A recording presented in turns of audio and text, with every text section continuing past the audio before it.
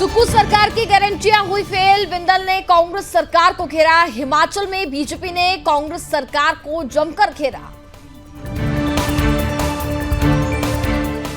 चरथावल में निकाला गया फ्लैग मार्च। लोगों को कराया गया सुरक्षा का एहसास। चुनाव में बढ़ चढ़कर मतदान के लिए किया प्रोत्साहित। चुनाव में गड़बड़ी करने वालों पर भी की जाएगी कार्रवाई। मथुरा में गैंगरेप के बाद हत्या का मामला। 20 वर्षीय युवती का नग्न अवस्था में मिला शव मिलने से फैली सनसनी। मामले की जांच में जुटी पुलिस।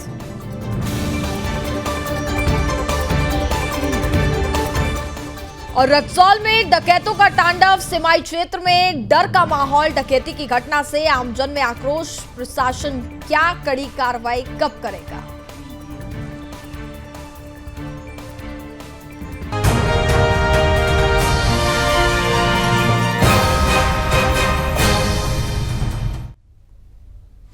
नमस्कार, मैं हूं आपके साथ कनिका अरोरा और आप देख रहे हैं सुदर्शन न्यूज। बुलेटिन की शुरुआत करेंगे इस वक्त की बड़ी खबरों के साथ। पहली खबर हिमाचल प्रदेश से है। आपको बता दें, हिमाचल प्रदेश बीजेपी प्रदेश अध्यक्ष डॉक्टर राजीव बिंदल ने कहा कि 4 महीने पहले जो सरकार जनता को लोक लुभावन गारंटी देकर के सत्ता में आई थी, उनकी सभी गारंटियां फेल होती हुई दिखाई दे रही हैं।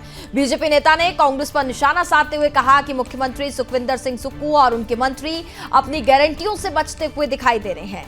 हिमाचल प्रदेश की 22 लाख बहनें और लाखों युवा खुद को ठगा महसूस कर रहे हैं। ये सरकार तो 300 यूनिट बिजली फ्री भी जनता को नहीं दे पाई है।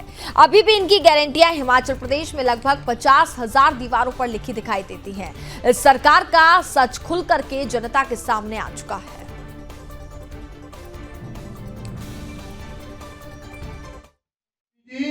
व अन्य सभी देश के अनेक स्थानों पर समाज सेवा का या फिर व्यक्तिगत जीवन के अंदर अलग प्रकार की उपलब्धियां प्राप्त करने वाले ऐसे जनमानस, उनको प्रोत्साहित करने का एक बहुत बड़ा मीडियम माननीय मोदी जी ने तैयार किया।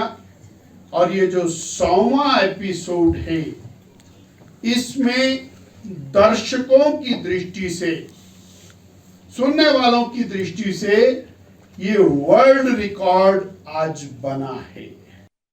खबरों में आगे बढ़ेंगे। अगली खबर उत्तर प्रदेश के रुपईडीहा से है, जहां उत्तर प्रदेश में नगर निकाय चुनाव की सरगर्मी बढ़ गई है। आपको बता दें, बहराइच जिले में 2 नगर पालिका परिषद और 6 नगर पंचायत हैं। पहले यहां सिर्फ 2 नगर पंचायत होती थी, लेकिन अब 4 नगर पंचायत बढ़ाई गई हैं। वहीं आपको बता दें, रुपईडीहा नगर पंचायत में बीजेपी प्रत्याशी डॉक्टर उमाशंकर वैश्य हैं। पहली बार रुपईडीहा नगर पंचायत से बीजेपी के प्रत्याशी डॉक्टर उमाशंकर वैश्य ने कहा कि भारत नेपाल सीमा पर स्थित रुपईडीहा में लगभग 21,500 मतदाता हैं। उन्होंने कहा कि हम हर हाल में चुनाव जीतेंगे। वहीं हमारे संवाददाता से सीधे बातचीत की है रुपईडीहा नगर पंचायत में भाजपा प्रत्याशी डॉक्टर उमाशंकर ने। आपको सुनाते हैं।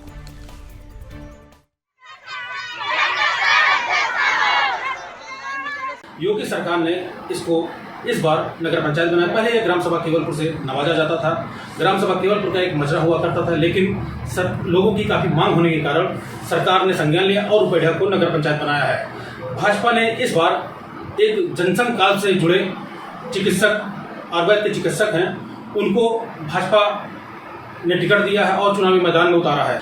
आइए जानते हैं कि क्या करने का इनका जज्बा है समाज के लिए। डॉक्टर साहब नमस्कार, आपका क्या करेंगे चुनाव जीतने के बाद? सबसे पहले हम नगर पंचायत रुपईडीहा के समस्त मतदाताओं और नागरिकों को बहुत सादर प्रणाम करते हैं और हम अपने योगी जी को ये धन्यवाद देते हैं कि हमारे इस ग्राम सभा को एक विकास के रूप में स्थापित करने के लिए नगर पंचायत का स्वरूप दिया है। और नगर पंचायत के जो चुनाव हो रहे हैं, इसमें हम जनता से के साथ में जो भी समस्याएं हैं जनता की, उनका भरपूर मदद की जाएगी। शासन द्वारा प्रदत्त जो भी सुविधाएं हैं, हर प्रत्येक घर घर में पहुंचाने का पूरा प्रयास किया जाएगा। चिकित्सक होने के साथ साथ मेरे बेटे और बहू भी चिकित्सक हैं, इसलिए हमने एक मन में बना लिया कि समाज सेवा करनी है। और समाज सेवा के लिए हमें एक भारतीय जनता पार्टी ने अवसर दिया है और इस अवसर को हम एक जनता की सेवा के लिए एक महत्वपूर्ण स्वरूप प्रदान करेंगे।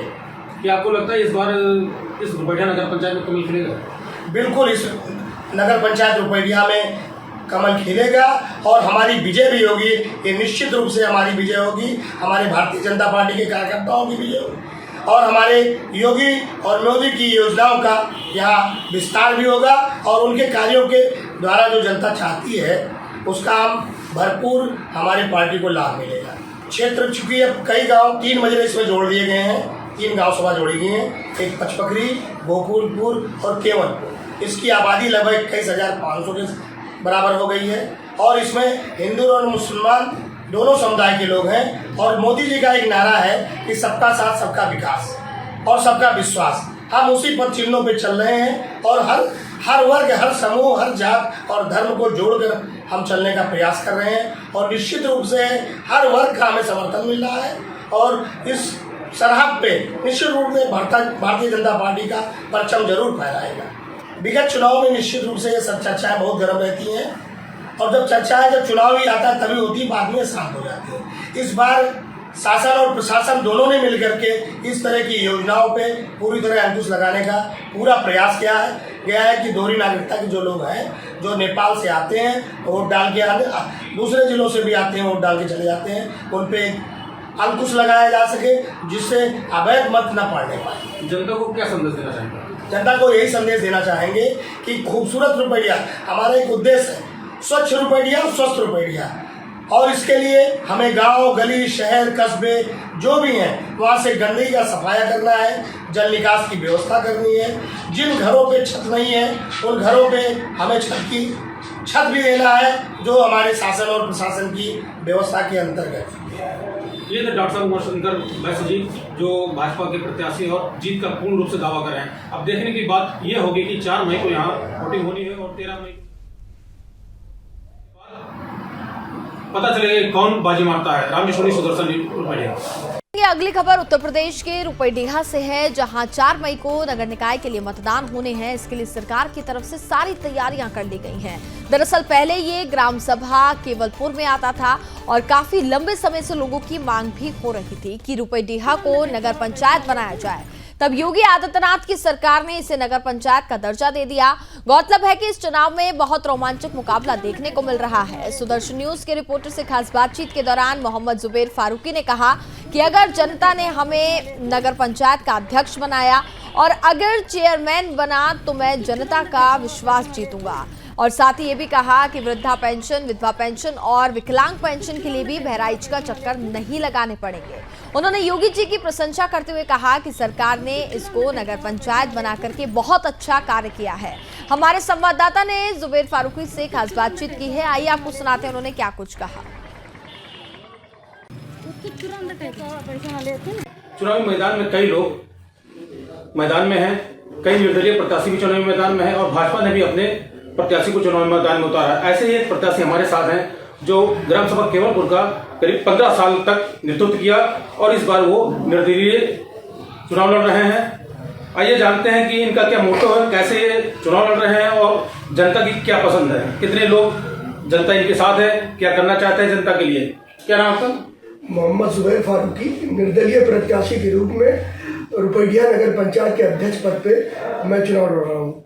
देखिए, सबसे पहले तो मैं माननीय मुख्यमंत्री श्री योगी आदित्यनाथ जी को धन्यवाद ज्ञापित करता हूँ कि उन्होंने इस पिछड़े क्षेत्र को, जो जिला बहराइच का सबसे पिछड़ा हुआ क्षेत्र है, बॉर्डर से लगा हुआ, जहाँ पर काफ़ी जो है परेशानियाँ होती हैं शिक्षा के क्षेत्र में, सफाई के क्षेत्र में और जल भराव के क्षेत्र में, तमाम चीज़ें हैं। तो हमारे मुख्यमंत्री जी ने इस पर ध्यान दिया, रुपैया को नगर पंचायत का दर्जा दिया, इसलिए उनको बहुत बहुत धन्यवाद ज्ञापित करता हूँ। आपकी लड़ाई सीधा किससे देखी जा रही है? आपको क्या लग रहा है कि जो आपके प्रतिद्वंदी बीजेपी के हैं या और जो लोग हैं, आपकी लड़ाई किससे? देखिए, मुख्य रूप से चूंकि वो सत्ताधारी दल से भाजपा के प्रत्याशी डॉक्टर उमाशंकर बैस जी लड़ रहे हैं, तो इसलिए मुख्य प्रतिद्वंदी मेरे वही है। देखिए, जनता के लिए सबसे पहले तो ये है, जो हमारे केंद्र गवर्नमेंट से श्री नरेंद्र मोदी जी प्रधानमंत्री जी जो भी योजनाएं भेज रहे हैं और जो हमारे मुख्यमंत्री श्री योगी आदित्यनाथ जी मुख्यमंत्री जी जो भी योजनाएं नगर पंचायत में भेजेंगे या भेज रहे हैं, उसको धरातल पे उतारने का काम हमारा है। मुख्य रूप से ये है कि जो पात्र व्यक्ति हो उसको जो वो लाभ दे रहे हैं, जो गवर्नमेंट हमारी जो लाभ दे रही उसको उनके तक ईमानदारी से मैं पहुंचाऊं। जैसे आवास का पैसा है और शौचालय का पैसा है या लाइट या पेयजल का पैसा है, हर घर में जो पानी की जो समस्या है वो पेयजल का पाइप पहुंचे, और तमाम तरीके जो हमारी रुपैया का एक मुख्य समस्या है वो जल भराव का है। तो जल भराव के लिए हम काम करेंगे कि इसको सीवर बनाया जाए, बड़ा नाला आउटर बना के रुपैया का पानी दूसरी जगह ले जाके गिराया जाएगा। जो दोंदरा नाला है वो मेरा विचार है कि उस दोंदरा नाले में पानी गिराया जाएगा। सरकार की पॉलिसी थी कि जो भी राजस्व गाँव है, पहले गाँव सभा केवल हुआ करती थी, तो जो भी राजस्व गाँव उसमें एक सफाई कर्मी दिया जाता था। अब ये नगर पंचायत हो गया है तो इसकी स्ट्रेंथ जो है वो बढ़ गई।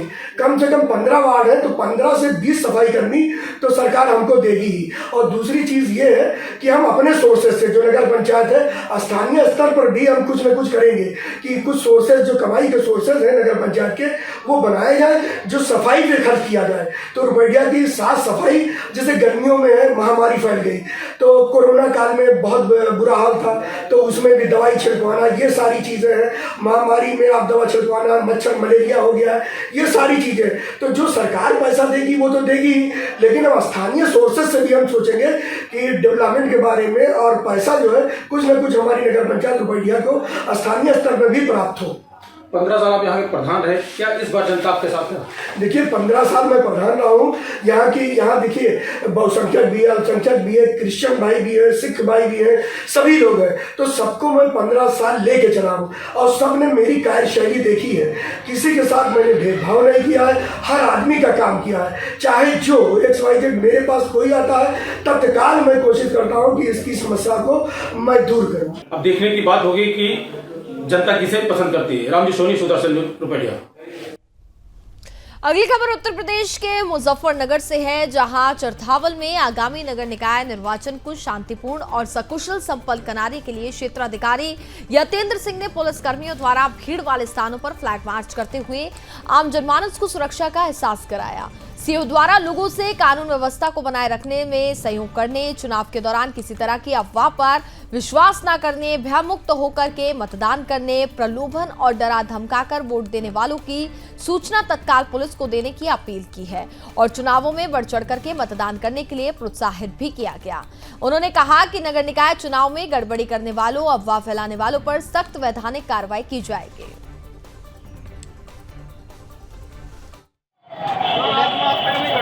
आगामी नगर निकाय चुनावों को दृष्टिगत रखते हुए आज थाना चरथावल पुलिस और BSF की कंपनी के साथ कंबाइंड एक फ्लैग मार्च किया गया, जिसका मुख्य मकसद था कि मतदाताओं को ये एहसास दिलाना कि वो निर्भीक और निडर होकर अपने मतदान का प्रयोग करें तथा आम जनता तक ये बात पहुंचानी कि पूरा कानून व्यवस्था को सुदृढ़ रखा जाएगा और ऐसे असामाजिक तत्व को भी संदेश देना कि जो कानून व्यवस्था से इतर कोई कार्य करेंगे तो उसको सख्त से सख्त सजा दिलाई जाएगी और सख्ती से निपटा जाएगा।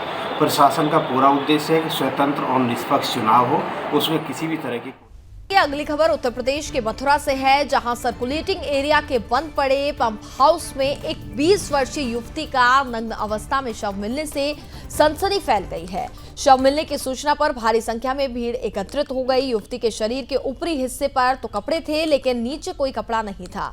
सूचना पर SSP Shailesh Kumar Pandey, SP MP Singh, CO Abhishek Tiwari मौके पर पहुंच गए और पुलिस के अनुसार युवती का शव 2 से 3 दिन पुराना बताया जा रहा था और उसके कपड़े भी काफी ज्यादा गंदे बताए जा रहे थे। और साथ ही आपको बता दें कि एसएसपी ने बताया कि युवती की शिनाख्त के प्रयास किए जा रहे हैं और घटना के खुलासे के लिए सर्विलांस स्वाट SOG टीम के अलावा कोतवाली पुलिस को भी लगाया गया है।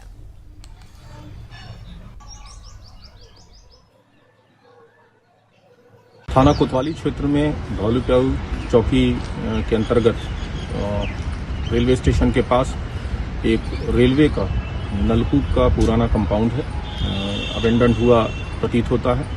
उसके एक अबेंडन कमरे में एक लगभग 17-18 साल की युवती का शव यहाँ मिला है। प्राप्त जानकारी पर सभी टीमें यहाँ पे उपस्थित हैं, फॉरेंसिक टीम, डॉग स्क्वाड की टीम।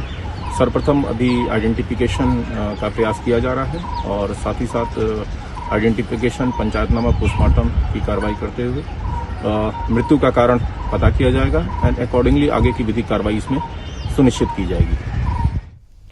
खबरों में आगे बढ़ेंगे। अगली खबर बिहार से है। बिहार के पूर्वी चंपारण के रक्सौल में डकैतों के तांडव से सीमाई क्षेत्र में दहशत का माहौल बन गया है, जहां पुलिस प्रशासन के द्वारा जल्द से जल्द घटना का खुलासा करने की बात कही जा रही है। तो वहीं दूसरी ओर प्रशासन द्वारा इलाके की सुरक्षा को लेकर के कई सवाल उठते नजर आ रहे हैं। आपको बता दें कि देर रात 50 की संख्या में डाकुओं का झुंड हथियार, बम जैसे अन्य सामग्री लेकर के सीमा में प्रवेश कर जाते हैं और पहले डकैतों के द्वारा पुलिस बल के साथ मुठभेड़ होती है। तो वहीं डकैती की बड़ी घटना से आम जनता में काफी आक्रोश भी देखा जा रहा है। अब देखना यह होगा कि आए दिन हो रही डकैती की घटना पर प्रशासन क्या कड़ी कार्रवाई करता है।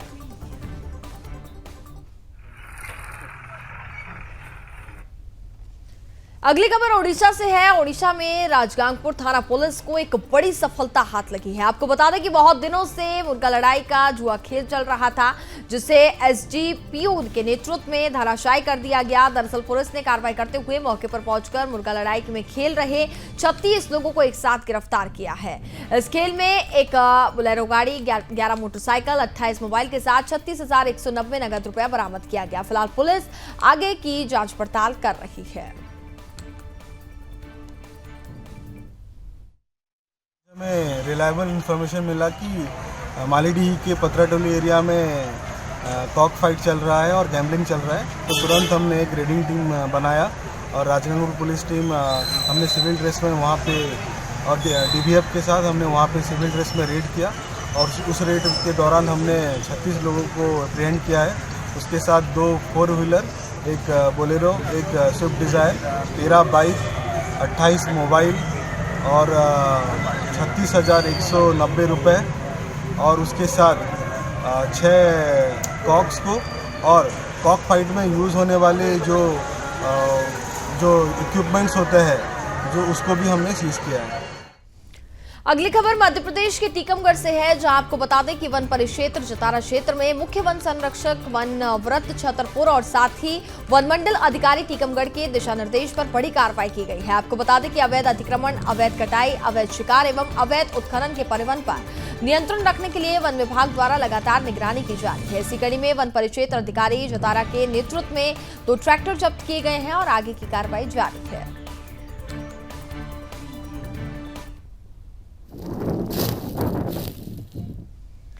देवभूमि उत्तराखंड में अतिक्रमण को लेकर के पुलिस प्रशासन की तरफ से लगातार कार्रवाई की जा रही है। इसी कड़ी में उत्तराखंड के खटीमा में पुलिस क्षेत्राधिकारी भी आपको बता दें श्री वीर सिंह के निर्देशन में बाजार पुलिस चौकी के प्रभारी होशियार सिंह ने खटीमा बाजार चौकी क्षेत्र में बढ़ते हुए अतिक्रमण को हटाया। आपको बता दें कि बढ़ते अतिक्रमण को देखते हुए क्षेत्र में पुलिस प्रशासन की तरफ से अतिक्रमण हटाओ अभियान चलाया जा रहा है, जिसके तहत हर क्षेत्रों से पुलिस प्रशासन की तरफ से अतिक्रमण को हटाया जा रहा है। साथ ही पुलिस प्रशासन ने अतिक्रमण हटाओ अभियान के तहत तमाम सड़कों पर अतिक्रमण कर रहे लोगों को हिदायत भी दी है कि अतिक्रमण नहीं करें। अतिक्रमण करने वालों पर सख्त कार्रवाई की जाएगी। आपको बता दें कि पुलिस प्रशासन की तरफ से अतिक्रमण करने वालों पर चालान काटे गए और साथ ही अतिक्रमण के कारण सड़कों पर यातायात भी बाधित होती है। लोगों को आवागमन में भी परेशानियों का सामना करना पड़ता है। वहीं अतिक्रमण कभी भी रोड साइड एक्सीडेंट होने का भी खतरा बन सकता है, जिसको लेकर के प्रशासन की तरफ से अतिक्रमण हटाओ अभियान चला करके कई क्षेत्रों का अतिक्रमण हटा करके कार्रवाई की गई। क्षेत्र में और जो खटीमा से जो बाहर को रोडें निकलती हैं, खटीम में सितारगंज को निकलती है, पीलीभीत को निकलती है, टनकपुर को निकलती है, इन रोडों में स्थानीय व्यवसायियों द्वारा अपने दुकान के सामान को दुकान से बाहर कर दिया गया है। उसके बाद ठेली वालों ने भी काफ़ी रोड होंगे। और इसी के साथ फिलहाल इस बुलेटिन में बस इतना ही। आप देखते रहिए सुदर्शन न्यूज। जय हिंद।